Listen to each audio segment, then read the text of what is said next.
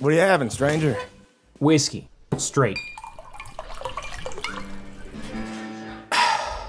Friendly locals in this town. Ain't all locals. Some of them just passing through like you. Some of them come from Yoatsville. Others from Sickwa Falls. I think I stayed in Ewaltsville. Pretty town, but the women weren't much to look at. Ain't much to look at out here neither. I reckon you might need to head west to San Francisco if it's a woman you're after. Most of ours is all used up. That's actually where I'm going, but not for the brothels. Where are you heading to the big city for, stranger? Name's Jack, and I'm an importer of fine oriental fabrics. Silks mostly. Oh, I bet people pay top dollar for that. Must explain that fancy suit you done strutting in here with. The money's good, but the suit's just for show. When you're a purveyor of fine products like myself, you need to dress the part. I got some samples back at the end. Think anyone around here might be interested in my inventory? I'm calling you out, you goddamn cheat! You've been pocketing cards all night! I don't know if anyone out in Gold Rush takes much interest in goods from the Orient, mister.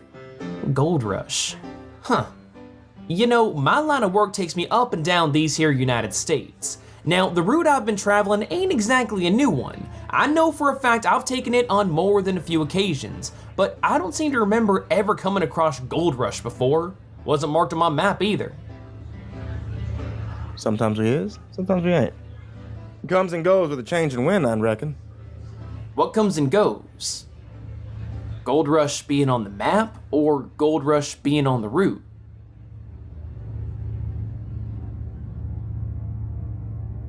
Can I fill up your glass again? You done already drank this one up. Yeah, I suppose I could go for another.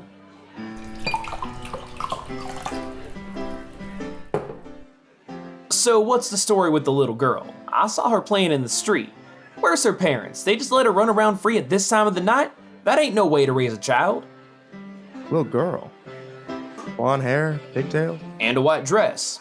Yeah. Oh, that's Clementine. You sure you saw her out there? I trust my senses. Maybe not after a couple more glasses of this here whiskey, but I was dead sober when I walked in Just here. stay away from the kid. It's not me you need to worry about.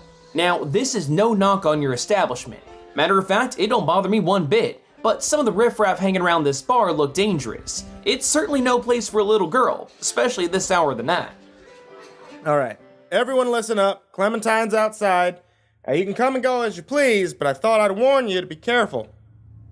And remember, don't talk to Clementine. Jeb, draw the shutters. Trust me, that girl ain't someone you gotta fret with. Who are her parents? Hell if I know. You know, you ask a lot of questions for a silk salesman. I'm just concerned. I might take her down to the sheriff's office. Maybe a lawman could take care of her. Sheriff Marcus? I got a nugget of gold in my pocket. Says that you'd be dead before you got to the general store. Shut up, Willie, you old coot. Look, mister, truth is, things ain't always what they seem around this here saloon. Clementine is perfectly capable on her own, and I'd advise you to stay away from her. Yes, you might end up like that boy, John Ackers. Willie, I swear to God, I'm gonna cut you off and kick you out on your ass if you don't shut the hell up. What's he talking about? He's talking about John Ackers. Made his way out west after the war. Smart feller for his kind, too. They figured all the other colored folks were gonna head up north or hunker down as newly freed men and wait for reparations. Thought there might be work out for a strong ranch hand out west. Somehow, he settled in Gold Rush and took a job at Roland's ranch herding cattle. Every now and then, he'd come through for a drink. We'd get to talking. See, I don't take no qualms serving his kind in my bar. Far as I'm concerned, money's money. Whether it comes from a white man or a black man, I don't care. So long as it ends up in my pocket. Wait, how soon after being free did he come out here? The war ended over a decade ago. Clementine wouldn't have even been alive. Just how old do you think that little abomination is? John worked the ranch all summer, but I could tell he was getting nervous. Some things going on around these parts. What kind of things? Keep your britches on. I'm already telling you about one of them. Where was I? So John seen the little girl a couple times before and started asking questions about her. A lot of the same questions you done asked. Where's her mama? Why is she out so late at night? How come she don't come in out of the rain during the monsoon when it rolls in? And what did people tell him? Same thing we'll tell everybody that asks. Don't know? Mind your business. Ain't nobody know nothing about what's knowing about that disgraced guy. And she's been around this town since the end of the war. Since way before that. And this was all stuff we told John Ackers, but our warning must have done roused his curiosity. And like I said, he was smart, and I think it's the smart ones that are the most curious. Sometimes they go seeking answers to questions they better off not knowing.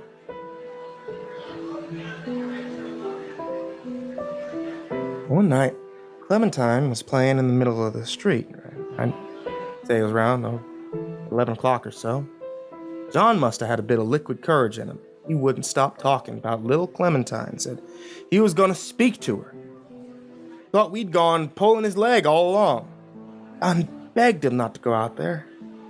Man's made up his mind. So he went out and talked to her? He did. And what happened? Don't know. What do you mean you don't know? He means he closed the window shutters and locked the door because he was too yeller to look and see. I done heard it, though. Everybody in the bar could have heard him, too. He walked out, all calm-like, and started talking to the girl, asking her questions like, why are you out here so late, little girl? And ain't you got a ma or pa to take care of you? And then? And she started talking back. That means she noticed him, and you ain't never talked back to Clementine once she takes notice of you. You just keep walking. John Ackers didn't keep walking.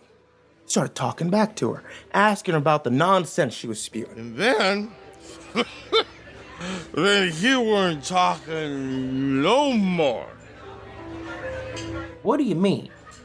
He means Clementine did whatever it is Clementine does when people around here pay no mind to warnings.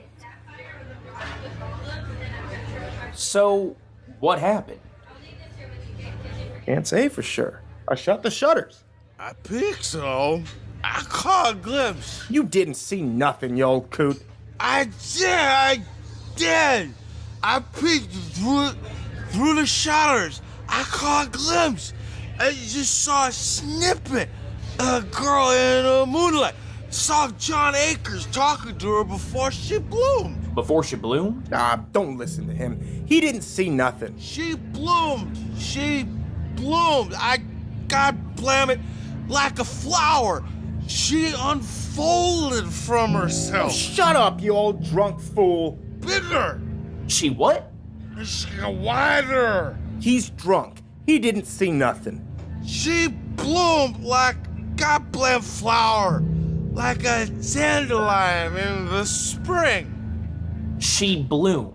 A flower made of flesh and blood. An almost unholy sight. Willie, goddammit, shut up, shut up, shut up.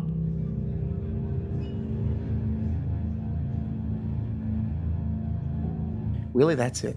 As soon as the coast is clear, your ass is out of here for the night. You people are crazy, or this is some sort of scam. You're trying to rob me of my goods. Ain't even any outlaws out here interested in your fancy silks, mister. All my patrons care about is playing guards, shooting guns. No, I don't believe you. I'm leaving. I don't know what you're trying to do, but it ain't gonna work.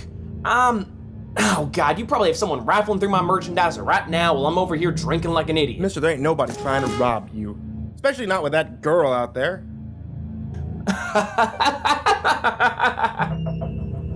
That girl? It's just a little girl. I ain't afraid of little Clementine. Sit down, mister. Don't go out there. You gonna stop me? You gonna stop me? Any of you tough outlaws gonna shoot me dead? No? Then I'm leaving. You can't keep me here.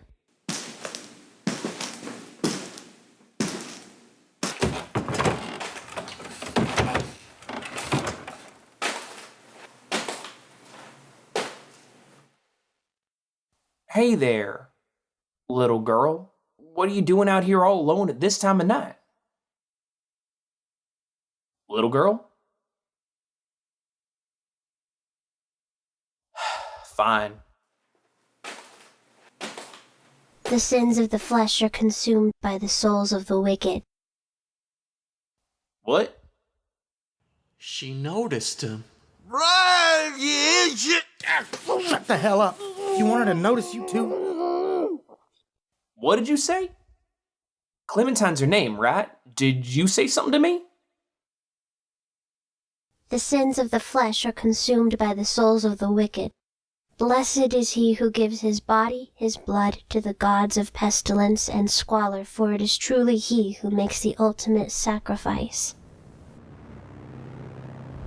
I don't understand. And his flesh shall rot, and his soul shall burn, and those he loves shall be carried away bit by a plague of locusts, and his heart shall explode inside his chest. For when the wicked dine upon the souls of the innocent, famine is wrought upon the world. Disease shall rise from the bogs and swamps, and all shall suffer.